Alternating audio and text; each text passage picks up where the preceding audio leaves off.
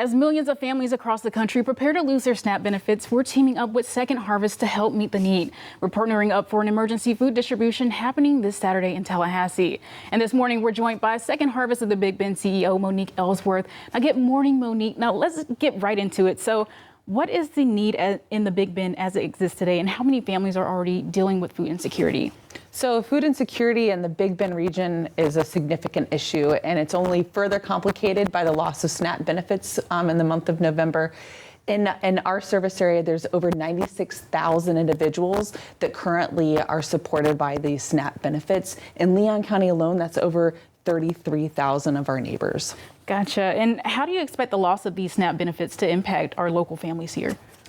Well, I think that we know that the final week of SNAP benefits usually is really hard for families, just trying to stretch dollars here in that final week before usually they receive a reprieve.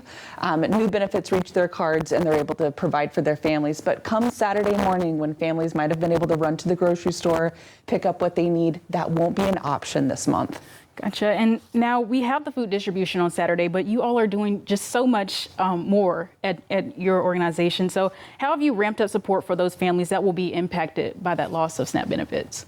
Well, actually, to make the distribution that we have planned for this weekend even possible, what we did is last week we received all the food for our Thanksgiving distribution. All of that came in, and we had a plan to go ahead and pack that up with volunteers in preparation for Thanksgiving. But what we're going to do instead is package all of that food up and give it out this coming weekend.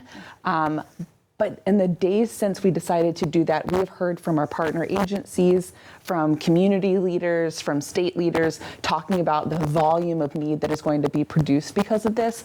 So this weekend, we're actually planning for this to be our biggest distribution in the history of the food bank, rather than the 1,000 families and at our highest 1,200 families that we're typically serving. This Saturday, we will be able to arrive prepared to serve 1,500 families.